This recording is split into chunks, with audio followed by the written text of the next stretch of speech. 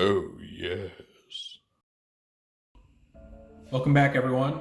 Today I've got a review for War for Cybertron Siege number 48, and this is the deluxe class Spinister. This is the first full-size Spinister we've received since the original, barring a club exclusive, which I will be showing off today. And it is a really great update to the original G1 toy. And they even go so far as to include a little bit of transformation magic to recreate his original packaging art that showed each of his lower legs being a full cockpit to a helicopter, which doesn't really make sense when you think about it, but they made it work. So if you see my reviews, you know how this goes. We're going to take a look at Sinister's packaging. We'll see his instructions. We'll get a good look at Sinister in his helicopter and robot modes, do some group shots, comparisons, stuff like that. And then at the end, I'll give my final thoughts. So first and foremost, you got the front of the packaging where Spinister really just stands out. Just like the Micromaster Battle Squad, he just reeks of that late 80s goodness with the bright colors that threaten to sear out your corneas. So you can see he takes up a good portion of his box, really fills out that deluxe price point. Here on the side, you have this really cool artwork of him. Looks like he's flying around while fighting. And by the sparks shooting off here, looks like he's hitting something. And just like most of the other Siege toys, there's a hidden message on this side. And this one's a little weird because it's his name, but with the letters shunted around, it's like R Spinister. I don't know. I guess they ran out of ideas.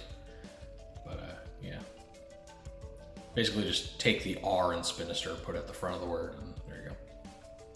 But yeah, the artwork itself is very cool, and I'm not sure who's here in the background, but it's a really neat silhouette, whoever that is. And then on the back, we've got Spinister's helicopter robot modes. It takes 27 steps to transform him, so that is phenomenal for a deluxe toy. The more complex, usually the more impressive the transformation. And then we got some cross cells with Battle Masters, and sadly none of his actual Battle Masters, though I get why that is. All right, here we have Spinister's instructions.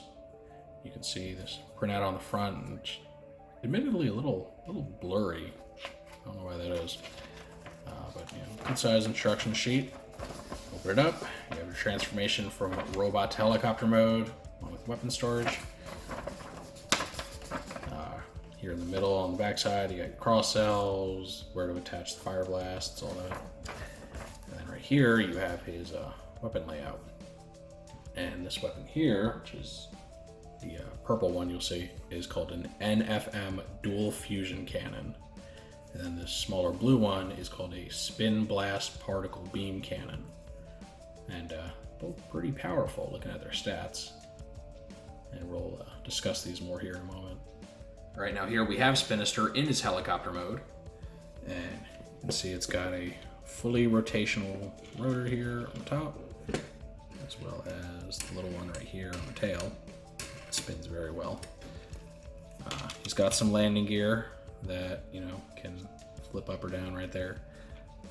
You can see he very oddly has a cockpit on the underside of the helicopter, which is supposed to be mostly hidden. And that, as I kind of alluded to, is how they achieve giving him a full helicopter cockpit on each leg. Despite it not making the most sense, it does at least help him hold a little more true to his original character art. And now his two weapons you see here, this purple and blue one, they're actually molded to look like his original Targetmaster partners. So on this side you would have Hair Splitter, or as he's now known, Shroot, and then over here you would have Singe. And that's a good indication of what the original toys look like. Fortunately, the new versions aren't shaped anything like that. But yeah, he is very cool looking. I love, the clear plastic on the cockpit and all that. And they color matched the paint on the clear plastic very well to the actual blue plastic. So very good job there. Probably the worst thing about this mode is that his fists are right out there for the whole world to see. They don't hide them very well at all. So bugs me a bit. Kind of reminds me of a Transformers Armada era toy, especially like Cyclonus was also a helicopter, who also had visible fists in his vehicle mode. On my copy, when I'm transformed, this part right here doesn't stay pegged in very well, kind of pulls away a bit. Doesn't hurt the look of it too much, but it is there and is noticeable. And now for our first bit of fun, here are Siege, Shroot, and Singe attached to the helicopter mode. And you can see it makes him look very, very much decked out in firepower, which is cool. And like I said, you can see these guys don't look anything like their original toys. It does help hide the fists a bit. And the rotor here can spin, though it tends to hit because it has that wobble in it, so it tends to smack the Battle Masters in the shoulder there. But it does spin. You just gotta play with it a little bit more. And yeah, ends up making it look really neat, and I like the end result of that. Quick comparison before the transformation. Here is the Collectors Club Spinister figure from a few years back. And you can see the actual shape and style of the helicopters are very different. That's owed mainly due to the fact that the old Spinister is just a straight redeco of the Alpha Bravo toy from Combiner Wars. And as such, he is part of Combiner himself. So, they sacrifice accuracy for the functionality that they were going for, the club theme that year and all that fun stuff. However, if you had to ask my personal taste, I would say overall this is a much more impressive looking helicopter and just looks capable of doing quite a bit more damage there. Now to transform Spinister, first thing you'll do, if you haven't already, is remove his weapons. Sides there, just kind of set them up to the side. Go ahead, close up that landing gear, and we're going to lift this kind of up and away. Attach this piece that's kind of slotted into the elbow there. Kind of separate it, move it out of the way. Flip this open, which allows the cockpit to flip out. And see, it becomes a leg. Gonna swing this in and rotate it forward, like so. Close that up and freeze one leg. Go ahead and do the same thing over here. So separate it from the elbow. Go ahead, swing this guy up like that. Open the panel here. Unfold the leg. For this guy, you're actually going to turn the foot around 180 degrees, like so. Bring it in, adjust it, et voila. Fix the legs, and look, you're already pretty much halfway done. Go ahead, rotate the waist like so. Going to bring this back, then bend it and just kind of stuff this piece in there to become the chest. All right, next thing you're gonna go ahead and do is bend the rotors to make this V, and you're gonna close this backpack up and make sure you hold the rotors in place. What's gonna happen is this little pink tab is gonna go into this little notch right there at the base of the rotor. It's gonna hold them in one position so they're not spinning around, flopping everywhere. So it was a very cool touch on the designer's part. Go ahead, let the arms down, and here you go. This is Spinister in his robot mode. Oh yeah, I needed to squeeze these in a little more. They're sticking too far out. That's much better. So that's what the robot mode looks like. He's fully articulated. He's got the hinge and swivel at the shoulders, got a bicep swivel, double jointed elbows, wrist swivel, head on a tight ball joint. Got the waist swivel. It's got a hinge and swivel at the hips there. Thigh swivel, single bend knees, then ankle tilt, and even a little bit of rock too. So he does it all. Pretty much every point of articulation you can want from a Siege toy, this guy's got it. So big points for that. And of course you have his weapons that you can have him hold on to, or you could drop them on the table, whatever floats your boat. But yeah, you can go ahead, put them on there. They kind of rest over his forearms a bit. And here we go. This is old Spinister. Here's a nice little shot of Spinister with his two Targetmaster buddies in the robot modes, just so you can see all three of them together. See that, the gang is indeed all here. Now, before I transform these guys to the weapon modes and put them on, I'll talk about his weapons a little bit. So the original Targetmaster partners for Spinister could combine into one large weapon, and these are designed to do the same thing. See, they have a 5mm hole and post on both sides, so you can combine them in kind of a series of different combinations, whatever you want to do. So that is something that can be done and does look very neat.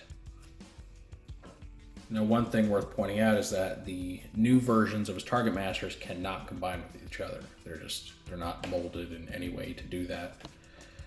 Though maybe if you get creative, you can do something, but it's obviously not meant to be that way. One thing they can do, however, is combine with Spinister's weapons. So if you want to get a little bit crazy, a little bit creative, you can kind of push that on there, like so. I want to actually back it out a little bit. And you can have them wield them, stacked together like that. So that is an option. It does makes them look a little encumbered, but you can do this in any combination you want. You can have these guys mixed up with their old selves, or you can swap them around, whatever you want to do. So that is one option. Or what I like is moving the regular weapons somewhere else, like you can mount them on his forearms, which looks very nice, and then just have him hold the Targetmasters in a more regular configuration. So totally up to your personal preference, but I think, personally, that this looks very good, and probably how I'm going to display my Spinister. And here is the Club Spinister back again, just so you can see a comparison between the robot modes. And you can see he's wielding his Targetmaster partners this time. So again, overall, while it was cool to get this guy at the time when it was very unsure if we'd ever receive a new Spinister toy, it just utterly pales in comparison to the new one.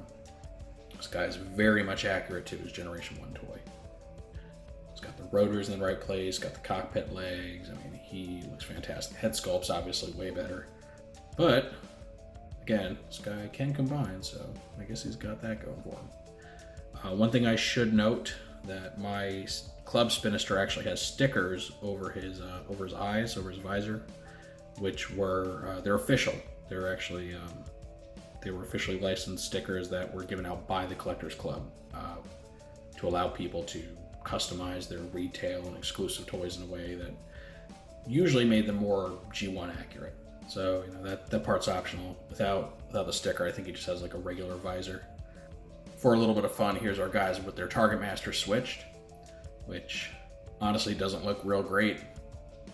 And I think it's mostly because, one, color matching is worse this way, but also the Club Spinister as well as the Targetmasters are quite a bit smaller than the new Siege figures. So his weapons look, well, they look about the right size for him, honestly, but his look way too big. But options, right? It's always good to have options. And now I come to my final thoughts for this toy. I love it. I think this is by far one of the best deluxes from the Siege line, if not one of the best deluxes ever. It's a gorgeous toy. The trick they use to give him the two cockpits is really, it's really interesting. He's so beautiful to look at. He has the added play value of being able to interact with his Targetmaster buddies, though, again, it doesn't hurt him if you don't have them because his guns look just like his old Targetmaster buddies. He's got a full range of articulation. You get a lot of plastic for your $20 compared to some other Siege toys. He is very tall. The only, I guess, hit for this toy is, again, the visible fist in the helicopter mode. Does really detract from the overall look of it. But honestly, you sacrifice the alt mode a little bit for a gorgeous robot mode, so not really complaining. I guess they could have molded his fist to swing in, like hollowed out the forearms if they wanted to go that route. Don't see why that wouldn't work. But yeah, I Very, very highly recommend this toy if you can find him. Right now, I know he's flying off the shelves. I don't think I've seen a single Spinister on a toy shelf yet. I've seen a few Crosshairs, his wave mate, but Spinister is just being gobbled up right now. So I think Amazon might have him in stock currently if you want to go that route, but I very strongly recommend picking him up. He is a toy that was in desperate need of like a faithful update, and they really knocked it out of the park here. But naturally, that is just my opinion. Perhaps you're not as enthused about this toy as I am. I'd love to know your thoughts in the comments section. If you enjoyed this review, make sure to toss it a thumbs up. Let YouTube know that you do like this content that I put out to you guys. If you want to see more reviews like this or any of my other Transformers videos, make sure to hit the subscribe button as well as the notification bell so you always get a heads up when I post something new. I thank y'all for joining me for this look at a very, very cool Decepticon today. And with all that said, I will see you next time.